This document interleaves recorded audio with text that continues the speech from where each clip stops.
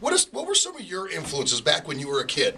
I just think it's amazing to me, and I think that American musicians and American kids, we would have really forgotten about a real important piece of American history had it not been for you guys from England that were so influenced by American blues music. You guys really reintroduced it to a whole generation. I don't think anybody would have really realized it here, and I thank all you guys for that. Honestly, as a music fan, I thank you for that.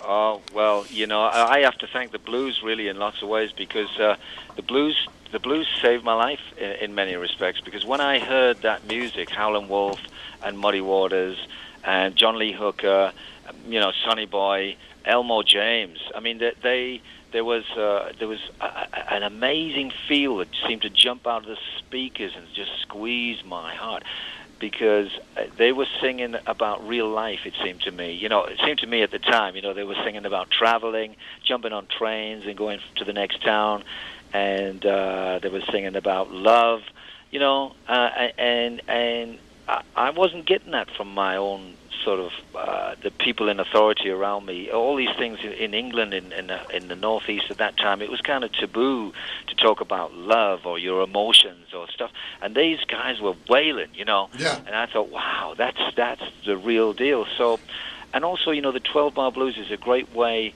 to start writing songs. My first songs were 12-bar blues, because the first song was Walk in My Shadow. And I thought to myself, well, if I make up a riff and it's a 12-bar, and then I put lyrics to it, I've written a song, haven't I? So I did that, and it was Walk in My Shadow, and that gave me confidence to move on from there and write my own structures. So it's a great, it's a beautiful thing. I've always wanted to know this, and coming to you, being able to ask you this question, was the music more readily available? Was American blues music more readily available in England when you were a kid than, because it wasn't available in the States? I mean, it was very segregated, and it wasn't. It's just amazing to me that all you guys, and like I say, this country would have forgotten that music had it not been for your generation bringing it back to us. Well, there was a certain. To me, it was everywhere, but I was looking for it. Once I discovered it, I was looking for it and searching for it. And of course, the ports, places like Liverpool and Middlesbrough was a port too. Sailors and stuff, they would bring these imports back in, so you'd find them knocking about the place. And there was HMV, I think it was in London, that specialized in imports. And I remember getting Buddy Guy. And all kinds of great blues. It was very obscure, and we were like sort of. It was almost like a snob thing. We'd exchange. Oh, have you got this one? Oh, I've got that one. And we'd exchange all these blues things, and it was like a blues club, and it kind of just took off. So there was a whole scene in London built up around the blues of all these blues clubs, and the great thing about the music is that you can all jam. You can say, do you know Spoonful? Do you know Every Day of the Blues? And all these classic songs we'd all kind of know. And it was a very fertile ground for getting to know people and to find out how they played. That's how I met Paul Kossoff, actually, and we formed Free. I was from Blues Jams? Jamming with a blues band, and he came up and said, hey, can I get up and do some songs? I said, sure, And we did Stormy Monday Blues and Every Day I Have the Blues and 4 o'clock in the morning, and Free was born right there. No kidding. Yeah, well, yeah. Like I say, I mean, it's even an honor to get an answer to that question, because I've always wanted to be able to thank you guys for that, because it's an important part of American history, a huge important part of America's musical history, and what the English guys did with it and brought it back and introduced it to a whole generation, in my opinion, kept it alive. Really kept it alive. Even places like New Orleans would have been forgotten about, and wow. Honestly, I mean that from the bottom of my heart, man. Wow. Well, thank you. I mean, we thank you really, because here was where it was born. Over here, and it's an incredible form of music, sure. Well, and like I say, I mean, and we'll move off this topic, but music was so segregated here. I mean, you had a couple record labels in Chicago that were, there were stations for black people to listen to. There were record labels for black artists to record on. There were clubs where black artists could play. White America would have never been introduced to this music had it not been for the guys from England at all. And that's the truth. I mean, you take that to the bank. It never would have happened. Never would have happened in this country. We'd all be playing country, bro.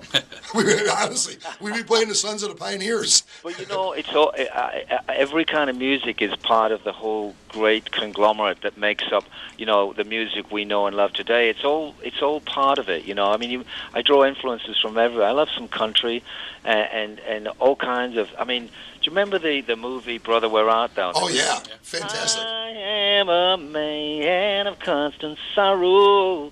I thought, whoa, I love that song, and that was, I guess is that actually country or is that folk? It's hard to say, really, Yeah, I mean, there's a lot of crossover between one form of music and another. Yeah, I mean that would be like Americana country stuff, though. I mean, that's the kind of but that was prevalent. That was a way more popular music form in the 40s and 50s pre rock and roll than blues ever was. Yeah. I mean, it's part of like America's birth and growing up. It's all part of the process, and all of this music, it all comes together. I mean, it comes together about rock and roll, really, isn't it? About there. It does. Well, I mean, and even anyway, it's funny because if you look at modern country that's played now, pop country, you can almost see what was happening in rock and roll in the 70s. It's kind of a little more homogenized, I think, but they have other influences, that are happening that weren't available in the 70s. Recording techniques and big drum sounds and stuff. But you hear all that in modern country, I think. Yeah. Well, one thing that never changes, technology is boomed, doesn't it? There's so much you can do in the studio now. But one thing that doesn't change is that feeling. When you hear a record, it doesn't matter where it was recorded yesterday or 50 years ago. If it's got that thing that makes the hair stand up on the back of your neck, that's the thing. That's the music. And that's what it's all about for me. And that's always been what drives me, is to seek that kind of that goose pimple kind of music, whatever it is. Paul, running out of time, we want to talk real quick about your visit here to the Seneca Niagara on July 22nd. You'll have Howard Leese will be playing guitar with you still? I know Howard's been with you in Bad Company for a while. Yeah, indeed. Howard Leese, founder member of Heart. He's been with me for some 10, 15 years now, so we've got a lot of miles between us. And the rest of the band, I have Rick Feddick on drums. These are Canadian boys. Oh, cool. Todd Ronning, who's Cliff Ronning's brother. The hockey player, yeah. Ice Kid. He plays amazing bass. And Marcus Wolf on second guitar as well. And we've just kicked off the tour, and it's a really hot band. Now, I know we got some Zeppelin fans here, and your tie-in, obviously, Bad Company being the first band signed to the Swan Song label. Jason Bonham played on the solo leg European tour, if I'm not mistaken, correct? Yes, he did, and he was awesome. We recorded a DVD of that one of the shows at Birmingham, and at the Birmingham Arena, and that'll be out next year. Joe Elliott from Def Leppard, I have to thank him for opening for us with his solo band on the tour.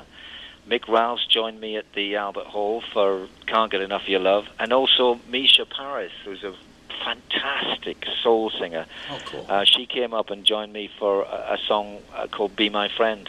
It was a great tour.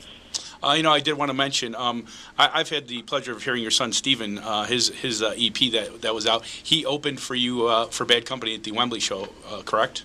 That's right, he did, yeah. I was very impressed. I mean, it's very easy to be a little biased if it's your own flesh and blood up there, as it were, But he was great. He held the crowd, and he actually did something that really surprised me. And I was standing there with Jimmy Page, beside the stage, and he looked at me and said, "Is he really going to do this?" And he put his guitar down and just started to clap. And he does a solo thing with his acoustics, and he did a brand new song a cappella. Oh, wow. And had the whole crowd singing. Really? I was like, wow.